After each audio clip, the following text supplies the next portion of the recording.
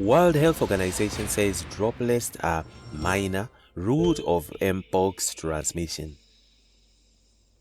The World Health Organization on Tuesday said droplets were a minor route of transmission for monkeypox compared to physical contact, adding that more research was needed to understand how the outbreak is spreading.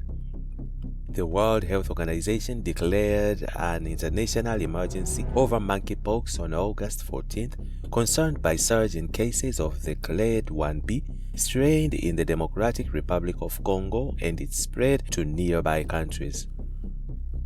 The UN Health Agency says on its website that monkeypox spreads between people mainly through close physical contact with someone who has the virus. Close contact includes skin to skin, such as touching or sex, and mouth to mouth or mouth to skin contact, such as kissing, it says. It can also include being face to face with someone who has monkeypox, such as talking or breathing close to one another, which can generate infectious respiratory particles.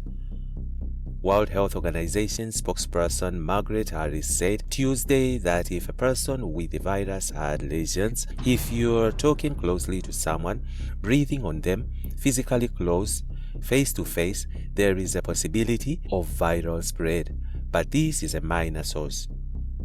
Instead, what we are seeing is the close, physical skin-to-skin contact as the chief route transmission, she told a briefing in Geneva.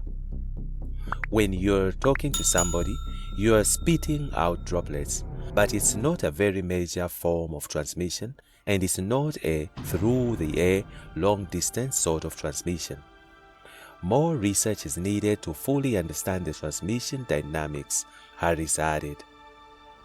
The World Health Organization recommends the use of face masks for those with monkeypox, their close contacts, and health workers treating them. Studies into the new strain. There are two subtypes of monkeypox, Clade 1, endemic in the Congo Basin in Central Africa, and Clade 2, endemic in West Africa. The surge in the DR Congo is being driven by surges of two different Clade 1 strains.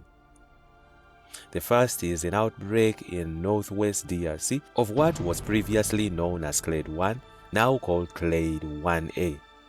The second, in northeastern DRC, is a new offshoot of Clade 1 called Clade 1B, which was first detected in September last year and is spreading rapidly.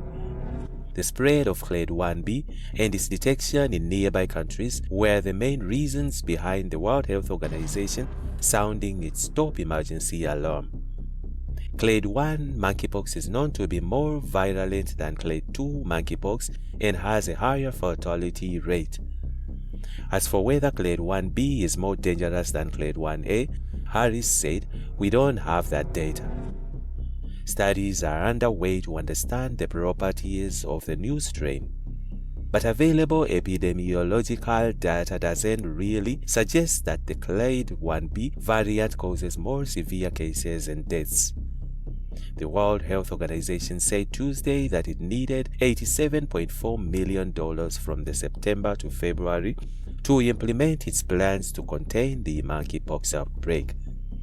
Meanwhile, the UN Refugee Agency warned that displacement camps in the DRC and other impacted countries in Africa could be severely affected. Without additional urgent support, the recently declared monkeypox outbreak could become devastating for refugees and displaced communities, said UNHCR's Public Health Chief Ellen Miner. He said implementing monkeypox prevention measures among those fleeing violence was a tremendous challenge, with people driven into overcrowded shelters with poor sanitation, while others were cut off from humanitarian assistance. On the other hand, African Transformation Movement banks on Parliament to probe Forex cartel case against banks. The African Transformation Movement ATM is forging ahead with the plans to have Parliament establish an inquiry into the allegations of rand manipulation involving national and international banks. The banks were accused of engaging in conduct considered the most egregious in competition law. The alleged conduct related to fixing and manipulating the rand-dollar exchange rate, which has a central and crucial role in the South African economy. The Competition Commission alleged that between 2007 and at least 2013, 28 banks from multiple jurisdictions in Europe, South Africa, Australia, and the US conspired to manipulate the rand through information sharing on electronic and other platforms and through various coordination strategies when trading in the USD-ZAR currency pair. In its submission of National Assembly Speaker Toko for a parliamentary inquiry, ATM leader Vuyo Sungula said, "Given the recent developments and the significant concerns raised by the dismissal of the Competition Commission's case against the majority of implicated banks, we believe this inquiry is crucial for maintaining public confidence in our finance system and economic governance." Its draft resolution noted that the Competition Commission investigation, known as the Forex Cartel case, has been ongoing for 8 years, yet the Competition Appeals Court recently dismissed the case. These developments necessitate a thorough parliamentary inquiry to uncover the full extent of these allegations and their implications for the South African economic and public confidence in our financial system.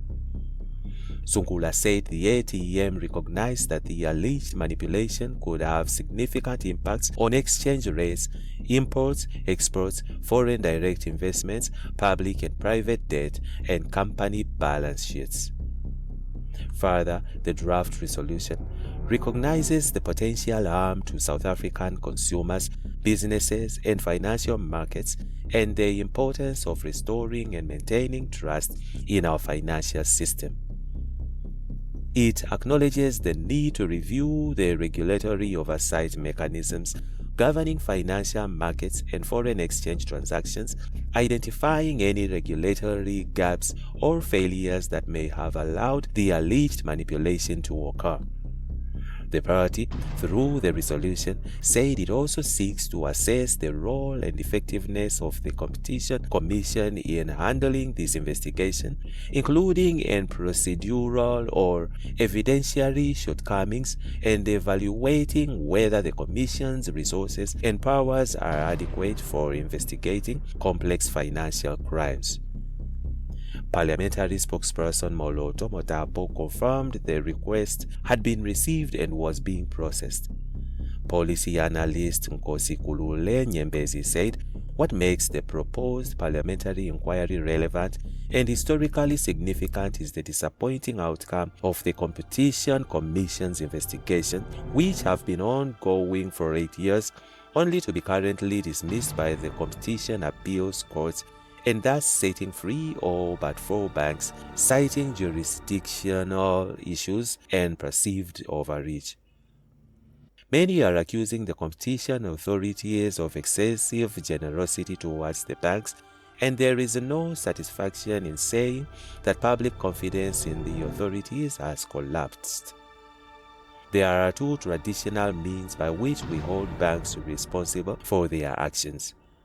They face the judgments of their customers and peers in self-regulatory processes, and they are subject to discipline by the law enforced by statutory bodies.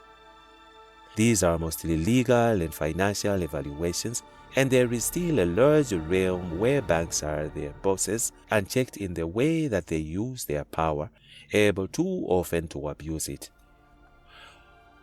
Meanwhile, the evolution of digital agencies.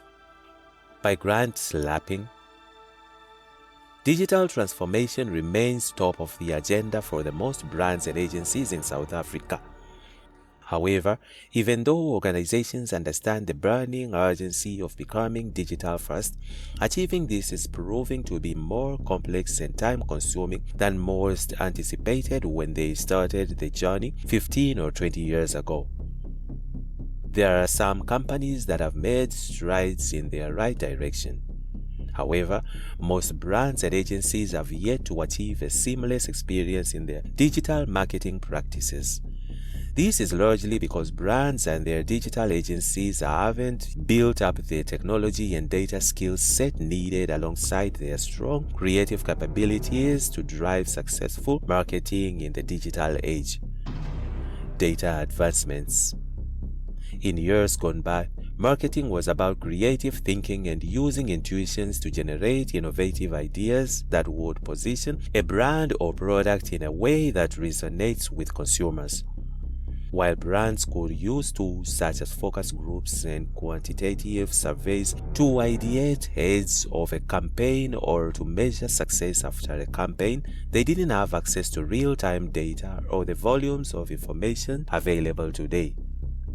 The end-user data harvested on programmatic search and social media platforms, along with the first-party data brands collect via their own digital platforms, gives us rich information about consumers' needs, preferences, behavior, and context.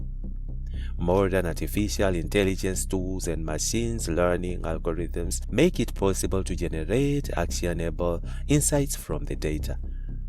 Brands can use these insights to create personalized messages for each customer to improve customer engagement, retention, and conversion. The data allows brands to focus their marketing spend on the customers they are most likely to convert, vastly improving efficiency and ROI. The insights also enable brands to optimize their campaigns in real time to improve performance. Competency integration. However, to do all of this, a brand's marketing team needs to have the technical skills to correctly configure programmatic platforms and internal systems such as CRM applications, while agencies need deep technical skills in the application of programming interfaces such as server-side tracking. Just a few of technical proficiencies that have become important in this environment include effective attribution modeling, correct structuring and setup of Google Analytics, real-time reporting dashboards, cloud computing, as well as integration of first-party data into ad platforms. Digital agencies that don't have these skills risk falling behind in an environment where clients are seeking full-service offerings. At this juncture, for many brands, technology skills are the missing piece. Great creative strategies are executed by talented teams, but this expertise exists across most established South African ad agencies. However, digital technology is evolving fast and skills are hard to find. Either way, these two competencies require different types of people for successful execution. This is why we have seen so many mergers and creative agencies with management and technology consultancies and have established technical skills bases. The ultimate goal is to deliver integrated services that combine creativity with technological sophistication. And that's it from INJIBS Africa. Stay tuned to USA political updates.